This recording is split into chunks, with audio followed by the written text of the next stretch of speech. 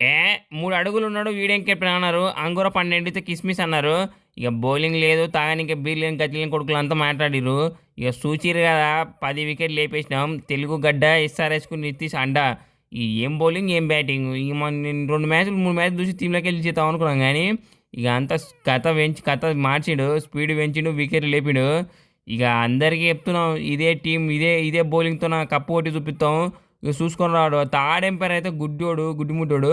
వాడు ఎవరు జూమ్ చేస్తే ఎప్పుడైనా బాల్ మంచిగా కనిపించలే కానీ జూమ్ చేస్తే బ్లర్ అవుతుంది. అప్పుడే అనుకో డౌట్ వచ్చింది మాకు.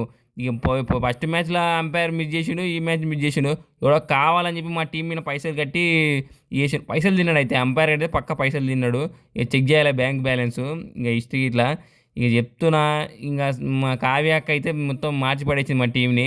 ఎందుకంటే నాకు ఫోన్ చేసి ఈసారి సమ్మరాలు వేసుకుని ట్రిప్ వేస్తా అని చెప్పి ఫ్రీగానే. ఇక అన్నీ మా టీం వాళ్ళు అందరికి చెప్పిన, అందరూ ఓకే అన్నారు. అందుకే ఈరోజు కథ మారింది, రెచ్చిపోయాను, ట్రిప్ పోతాం.